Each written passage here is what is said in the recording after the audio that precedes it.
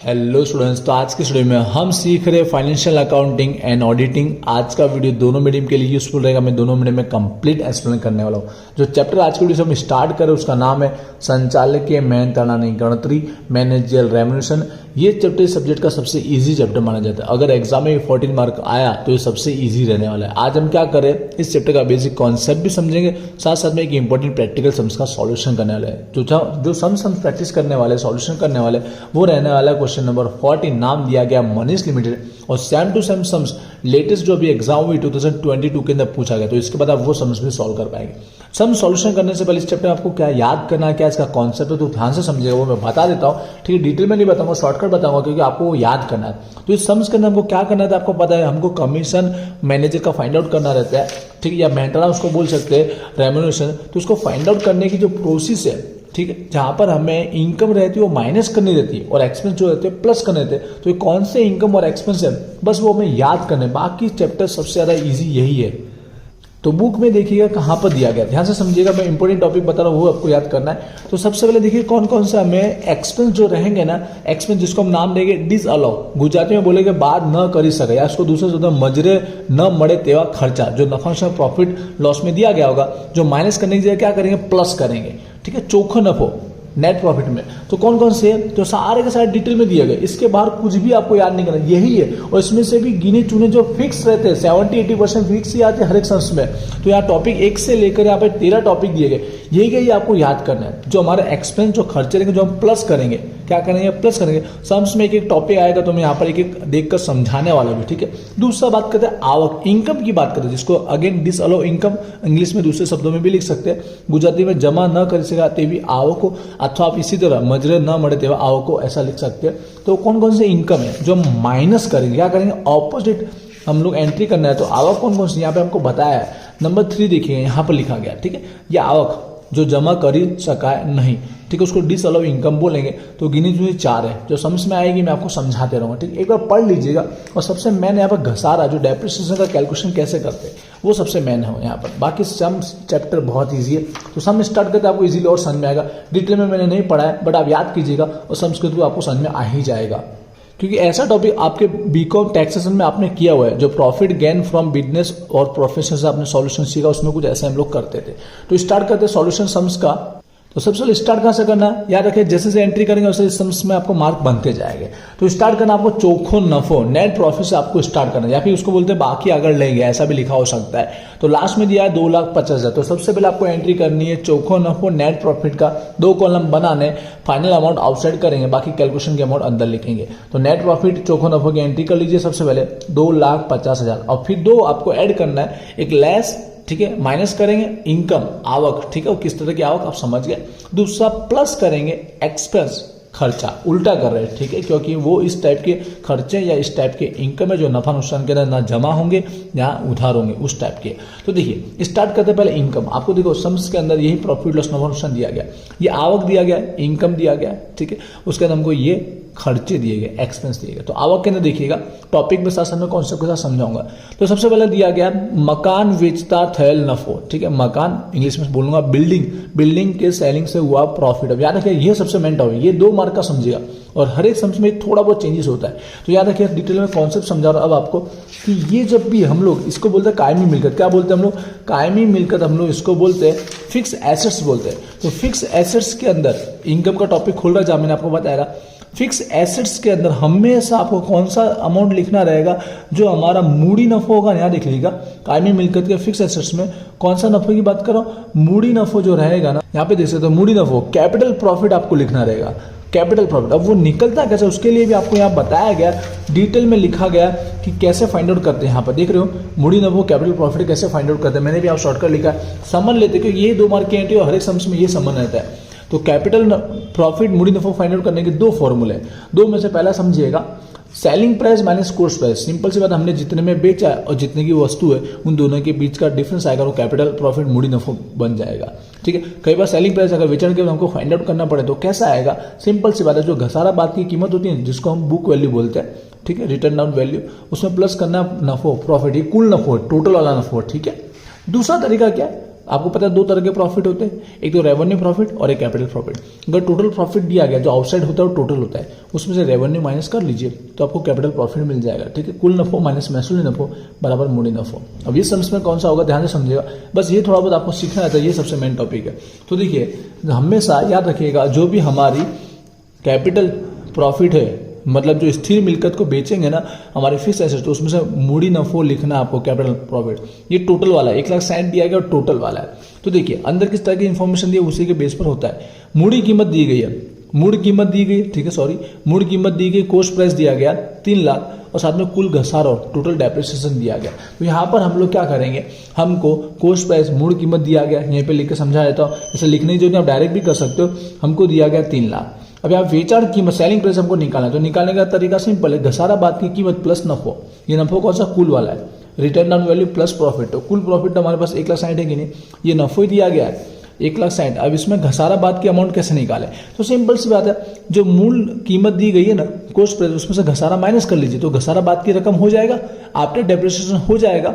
तो 3 लाख में से 1 लाख घसारा जो डेप्रिसिएशन है वो माइनस कर लीजिए, तो 2 लाख बना के बना घसारा बाद की कीमत after depreciation 2 lakh, 2 lakh plus 1,60,000, तो टोटल हमने 3,60,000 में उसको बेचा होगा। सिंपल सी बात है, ठीक है, 3,60,000 हुआ कि नहीं हुआ, बस यही वेचाण कीमत सेलिंग प्राइस 3,60,000 बन गई, जिसमें से मूल कीमत कोस्ट प्राइस 3 लाख था, तो ऑटोमेटिक जो 60,000 निकल के आया वो हमारा कैपिटल प्रॉफिट मूडी नफो बन जाएगा। आई होप ये आप समझ पाएंगे, मेन टॉपिक यही है पूरे सम्स के अंदर।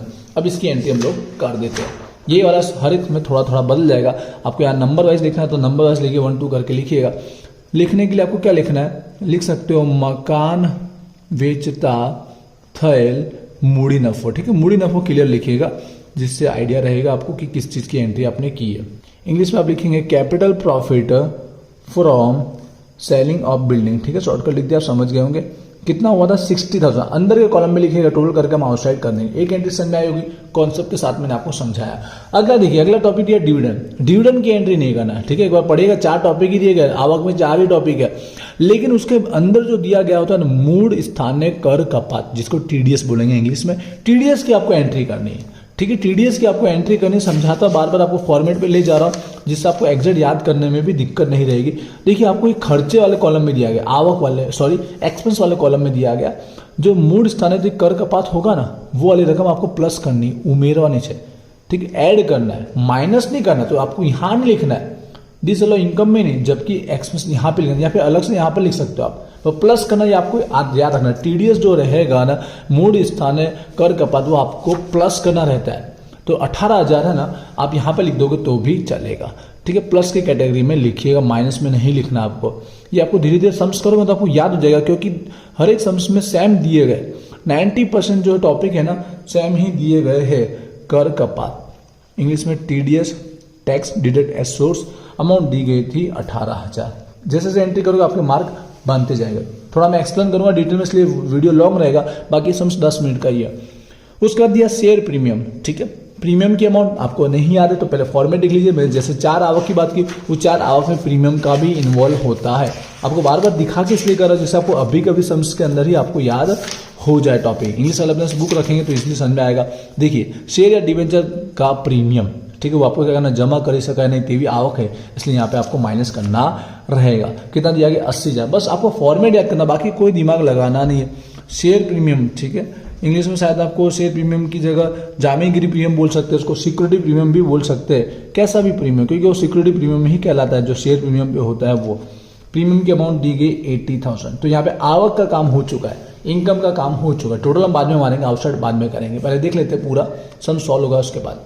अब आते हैं खर्चे पर, एक्सपेंस पे। तो कौन कौन से खर्चे हमको प्लस करने हैं तो आपको मैंने बताया गया, यहाँ पे ध्यान दीजिएगा, ठीक है, ये सारे 13 के 13 टॉपिक है। अब देखते हैं एक एक टॉपिक जैसा आएगा वो उसमें से आपको बताते जाऊंगा कि इसलिए वजह से हम कर रहे हैं। पकड़ का टॉपिक नहीं है, सैलरी नहीं आएगा, एडजस्टमेंट दिया गया है सैलरी पर लास्ट में पढ़ेंगे तो हो जाएगा। वहीवटी का टॉपिक है, ठीक है, साथ साथ में एडजस्टमेंट देख लीजिए, किस किस एडजस्टमेंट दिया पर टिक कर लीजिएगा जरूर। वहीवटी एडमिनिस्ट्रेशन का टॉपिक नहीं है, डिबेंचर का नहीं आएगा, धर्मांधा स्थान और दान वाला डोनेशन का टॉपिक नहीं आएगा। अब देखिएगा रोकाणो बेचता थैली खोट, जो हमको लॉस हुआ है ऑन इन्वेस्टमेंट, ये समझिएगा, क्योंकि ये जो रहेगा ना टॉप पॉइंट नंबर 4 में देखिएगा, रोकान इन्वेस्टमेंट को सेल करने से जो खोट हुआ है ना वो मूडी खोट होता है, कैपिटल लॉस, जैसे कैपिटल प्रॉफिट है वैसे, इसलिए उसको बाद करेंगे, बाद थई सके ना थी इसलिए उसको उमेरेंगे, प्लस करेंगे, ठीक है, समझ गए नहीं समझे तो याद कर लेना है, जो भी हमारा मूडी नफो या मूडी खोट, कैपिटल प्रॉफिट या कैपिटल लॉस, यहाँ पे दिया 20,000 सेम दिस अमाउंट आपको लिख देना है। टॉपिक नंबर 2, आप फॉर्मेट के साथ साथ करो तो सबको समझ में आता जाएगा। रोकाणो वेचता थैली खोट, ठीक है, जो loss on selling of investment पूरा लिखिएगा, सेलिंग ऑन इन्वेस्टमेंट अमाउंट दी गई थी हमारे पास थी 20,000। बस आपको नाम याद करना है, सम्स करोगे तो याद होते जाएंगे। अगला घसारो, घसारो बिल्कुल आता है, पर यार घसारो कौन सा आता है? कायदा वाला, जो कायदा वाला हमको घटाना चाहिए वो ही हमको लिखना है। यहाँ हमने टोटल घटाया 1,20,000 हमने घटाया, पर देखना कायदा लो के अनुसार कितना घटाना चाहिए। अगर ज्यादा घटाया है ना, ज्यादा घटाया तो आपको प्लस ही करना है, कम घटाया तो आपको माइनस करना है। घसारा डेप्रेशन का टॉपिक इंपॉर्टेंट, तो दूसरा नंबर ये और एक घसारा। डेप्रेशन क्या करना है आपको? कम घटाया तो घटाना है, ज्यादा घटाया तो प्लस करना है। कैसे मालूम पड़ेगा? आपने 1,20,000 घटाया, कायदा वाला देख लीजिए, यहाँ पे दिया गया अवधारक की माहिती में कंपनी धारा कलम 350 मुजब, ठीक है, मड़वा पात्र घसारो, ये जो कायदा वाला कलम के अनुसार उसमें 1,15,000 हमको घटाना था, लेकिन हमने घटाया कितना? 120। तो आपको क्या करना है? इसमें से वो रकम घटाइए, मतलब टोटल आपको घटाना था 1,15,000, लेकिन आपने घटाया 1,20,000, मतलब आपने ज्यादा घटाया है, तो यहाँ पे जो वधारा वाला ना वो यहाँ पे प्लस कर लेना है। 1,20,000 माइनस 1,15,000, तो ज्यादा 5,000 जो घटाया वो यहाँ पे प्लस कैटेगरी में आ जाएगा। लेकिन उल्टा होता, समझो, यहाँ 1,30,000 होता, हमको घटाना है 1,30,000, लेकिन हमने घटाया 1,20,000, तो ऑटोमेटिक माइनस में आता ना, माइनस में आता, मतलब यहाँ चला जाता, लेस करना, क्योंकि और हमको घटाना चाहिए, कायदा के अनुसार ज्यादा था लेकिन हमने घटाया कम है, तो और घटाना, इसलिए माइनस में लिखना। ये घसारा टॉपिक आई होप क्लियर हो चुका होगा। हमें से गया ऐसे घटाओ, देखो प्लस में आया तो यही लिखना, माइनस में आया तो ऊपर लिखना है। घसारा टॉपिक हो चुका। आगे डिरेक्टर की फी बिल्कुल वहां नहीं आता है, जो टॉपिक आता है वही समझाऊंगा। समार का निवाह खर्च पे ध्यान दीजिएगा, मेंटेनेंस और रिपेयरिंग का जो खर्चा है उससे नंबर 4 में कुछ लिखा है एडजस्टमेंट। क्या लिखा गया? मकान बांधने काम का खर्चा लिखा गया। इसके अंदर क्या रिपेयरिंग मेंटेन के अंदर मकान बांधने का भी खर्चा जुड़ा हुआ है, इंग्लिश में होगा बिल्डिंग कंस्ट्रक्शन। तो ये किस टाइप का खर्चा है? ये मूडी खर्चा है। क्या है? कैपिटल एक्सपेंस है। कैपिटल मूडी खर्चा जो भी रहेगा ना, यहाँ पे हमको लिखना रहेगा, क्योंकि मूडी वाले कैपिटल वाले टॉपिक हम लोग यहाँ इन्वॉल्व करते हैं। मूडी, ठीक है, तो किस टाइप का खर्चा है? मूडी खर्चा मतलब क्या होता है? जो बार बार करना नहीं होता है, साल में एक बार करना पड़ता है, कभी कभी होता है, वो मूडी खर्चा होता है, कैपिटल एक्सपेंस होता है। आपने बीकॉम में टैक्सेशन में सीखा है, तो ये वाला खर्चा आपको लिखना है। समार काम मेंटेन में कौन सा वाला लिख रहा हूँ? मकान बांधकाम वाला, वो वाला नहीं लिखना है आपको। जो मूडी खर्चा है उसमें इन्वॉल्व वो लिखना है, मकान बांधकाम नो खर्च, ठीक है। जो एक्सपेंस हुआ है मकान, मतलब बिल्डिंग लिखा होगा इंग्लिश में बिल्डिंग एक्सपेंस, ठीक है, बिल्डिंग कंस्ट्रक्शन एक्सपेंस पूरा लिखिएगा। कौन से वन यहाँ दिए 20, तो ये लिखना है, अंदर दिए तो अंदर लिखना है। 20,000 नहीं लिखना, आपको टोटल नहीं लिखना है, सिर्फ मकान वाला टॉपिक आपको लिखना है, क्योंकि मूडी खर्चा हुआ। अगला टॉपिक दिया फर्नीचर बेचता थैली खोट, ठीक है, लॉस ऑन फर्नीचर। अब ये टॉपिक समझिएगा, ये थोड़ा इंपॉर्टेंट है, फर्नीचर वाला टॉपिक समझिएगा। यहाँ पर मैं आपको दिखाना चाहूंगा फर्नीचर का टॉपिक याद रखिए, वो फर्नीचर किस में आता है? कायमी मिलकत में आता है। रोकड़ है ना, कायमी में नहीं, चालू मिलकत में आता है, ठीक है। इन्वेस्टमेंट क्या आता है? करंट में आता है, और ये हमारा फिक्स में आता है। तो कायमी मिलकत का जो खोट होता है ना, वेचाण के साथ खोट हो, ठीक है, तो वो आपको उसकी कोई असर देनी होती नहीं है, शॉर्टकट पड़ा रहा, कोई भी इफेक्ट आपको देना नहीं। भले ना उसमें घसारा बात की कीमत दी गई हो, मतलब रिटर्न डाउन वैल्यू दी गई हो या ना दी गई हो, तो भी उसकी आपको कोई असर, कोई इफेक्ट आपको करना रहेगा नहीं। इतना एक बार डिटेल में पढ़ लीजिए, तो इसकी नो एंट्री, कोई एंट्री आपको करना नहीं है। रोका ना लेगा किया, क्योंकि ये चालू होता है, ठीक है, करंट होता है, और ये हमारा फिक्स होता है, इसके लिए नहीं करना है। क्लियर हुआ कि नहीं हुआ? अगला टॉपिक घालगत अनामत। तो अनामत हर तरह की, किसी भी तरह की अनामत हम लोग लिखेंगे, मतलब प्लस करेंगे। अनामत का टॉपिक आपको दिखाना चाहूंगा, एक बार पढ़ लीजिए। हर तरह की अनामत जो रहेगी ना, यहाँ पे आप देखिएगा, अनामत के अंदर सामान्य अनामत, सिकिंग फंड, सूचित डिविडेंड, रोकान, वदघट अनामत, सारे नाम दिए। घालगत अनामत, बैड डेट रिजर्व, सारी अनामत हम लोग लिखें, लेकिन उसमें घालगत माइनस करने के बाद का। तो यहाँ पर एक एडजस्टमेंट दिया गया है। घालगत अनामत के अंदर मांडी वडल दिया, घालखात 10,000, ठीक है, बैड डेट दिया गया 10,000, तो आपको ये बैड डेट रिजर्व 10,000 माइनस कर देना रहेगा। टॉपिक है अगला हमारा, ठीक है, bad debt reserve. Bad debt reserve घालघात अनामत, टोटल अमाउंट दिया गया था, हमको दिया गया था 30,000, जिसमें से आपको घालघात जो था मांडी वडल वाला बैड डेट वो आपको माइनस कर देना, बाकी बचा 20,000 आपको लिखना है। आई क्लियर समझ में आ रहा होगा। वीडियो एंड तक देखना, थोड़ा कॉन्सेप्ट के साथ समझा रहा, इसलिए वीडियो लॉन्ग है। अगला वैज्ञानिक संशोधन और खर्च, साइंटिफिक रिसर्च का एक्सपेंस है। ये खर्चा लिखते नहीं है, लेकिन अगर उसके अंदर इन्वॉल्व हो, किस टाइप का? जो हमारा साधन कुछ खर्चा, साधन को खरीद रहे रिसर्च करने के लिए, जो हमारा किस टाइप का बन जाएगा? अगेन मूडी खर्चा बन जाएगा, कैपिटल एक्सपेंस बन जाएगा। अगर कोई इक्विपमेंट खरीदते हैं तो इक्विपमेंट बार बार तो खरीदते नहीं, वन टाइम खरीदते हैं। ये भी टॉपिक आपको यहाँ दिखाना चाहूंगा। फॉर्मेट आपको पढ़ना है, जो मैंने बताया 13 टॉपिक, वो आपको पढ़ना, उसमें सारा आ जाएगा। तो वैज्ञानिक संशोधन खर्च के लिए, ठीक है। वैसे तो ये खर्चा हम नियमित करते रहते हैं, इसलिए हमारा किस टाइप का होता है, महसूली वाला होता है, इसलिए वहां लिखना नहीं। लेकिन इसमें से कौन सा किस टाइप का खर्चा, मूड़ी खर्चा, जो कैपिटल एक्सपेंस, जैसे कि कोई नया नाम लेबिलिटी का नया खर्चा किया, कोई हमने साधन खरीदा, तो मूड़ी खर्चा शॉर्टकट में लिख रहे हैं, कैपिटल एक्सपेंस लिख रहे हैं। तो संशोधन के लिए जो हमने साधन यहीं पे बता दिया, कई बार यहाँ पे भी लिखा हो सकता है, आपको देख लेना है। तो पूरी अमाउंट आ रही है, क्योंकि यहाँ साधन की खरीदी पूरी टोटल 40,000 की ही बताई गई है इसके लिए। क्लियर हो रहा होगा। मैं सिर्फ साधनों की खरीदी लिखूंगा तो भी समझेगा, आप पूरा लिख सकते हो। साधनों की खरीदी, इक्विपमेंट परचेस, किस टाइप का टॉपिक समझ गए, ये मूड़ी खर्च कहलाएगा, कैपिटल एक्सपेंस कहलाएगा, इसलिए हम लोग इसका लिख रहे हैं। वरना वो वाला रिसर्च वाला खर्चा हम रेगुलर तौर पे करते हैं, वो नहीं आता है।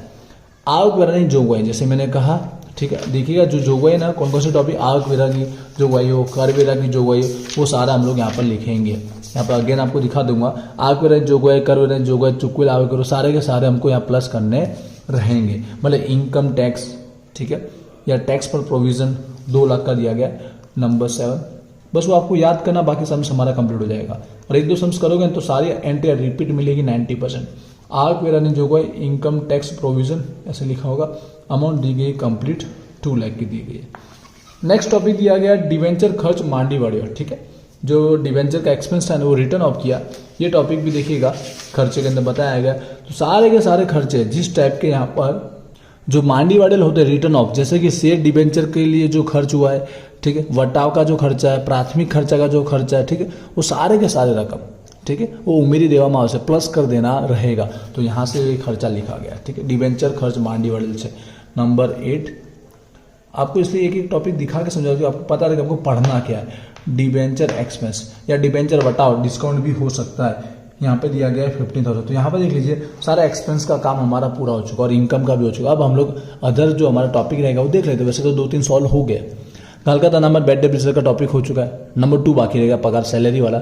नंबर 3 हो गया, नंबर 4 भी हो गया। तो 2 देखिएगा, पगार के अंदर, बोनस के अंदर एक गया वर्ष में बाकी प्रीवियस ईयर का लिखा गया। तो प्रीवियस ईयर का टॉपिक हम लोग यहाँ पर प्लस करेंगे फॉर्मेट के अकॉर्डिंग। नंबर 13 में लास्ट वाला टॉपिक देखिएगा, गया वर्ष प्रीवियस ईयर का किसी भी तरह का खर्चा हमने चुकाया हो वो आपको प्लस उमेरी देवामाव से। तो प्रीवियस ईयर का एक तो दिया सैलरी 25,000 का और एक कर्मचारी को दिया था एक्स ग्रेसिया वर्ता दिया गया था 15,000। तो दोनों की दोनों एंट्री आपको लिख देना है प्रीवियस ईयर का, ठीक है, प्रीवियस ईयर गया मास नो, गया वर्ष नो, ठीक है। तो आप यहाँ पे क्या लिखेंगे, आप दोनों एंट्री अलग अलग लिखिए, अलग अलग करके लिखिए, गया वर्ष नो, बाकी पगार इसी पगार लिखेंगे तो भी चलेगा। इंग्लिश में प्रीवियस ईयर सैलरी या outstanding salary of previous year ऐसा लिखिएगा। कितना अमाउंट है 25,000 और कर्मचारी को जो एक्स ग्रेसिया दिया गया उसकी भी एंट्री करना है।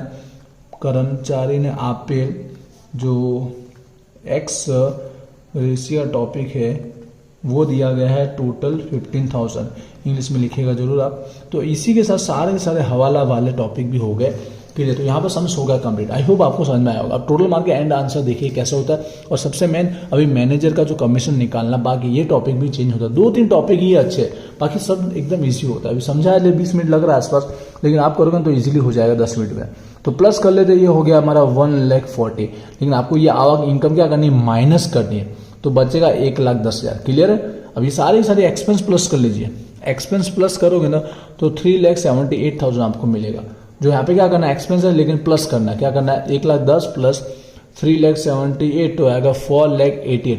ये वाला जो निकला ये नेट प्रॉफिट, ये वाला नेट प्रॉफिट में ये प्लस माइनस करने के बाद ये वाला नेट प्रॉफिट को बोलेंगे जो हम संचालकीय मेहनताना दे रहा है ना, उसके लिए हमने फाइंड आउट किया है। संचालकीय मेहनताना माटेनो नफो, संचालकीय मेहनताना माटेनो नफो, इंग्लिश में आप लिखिएगा मैनेजरियल रेम्यूनरेशन, ठीक है, net profit for manager remuneration का शॉर्टकट लिखा, आगे पीछे समझ गए। अब इसके ऊपर गिनना है आपको। इसके ऊपर कितना परसेंट बोला है, देखिए हाईएस्ट होता है 11%, लिखा होगा हो वधुमा वधु मैक्सिमम, तो 11% आपको काउंट करना है। उसके काउंट करने के 2 तरीके, तो डायरेक्ट काउंट करना है 11%, या फिर जब ऐसा लिखा हो कमीशन बात करिए पछीनो चोखो नफो, क्या लिखा हो, कमीशन बात करिए ना पछीनो चोखो नफो, इंग्लिश में लिखा होगा after deduction of commission, commission minus करने के बाद का चोखो नफो बोला ना, यहाँ बोला गया 5%।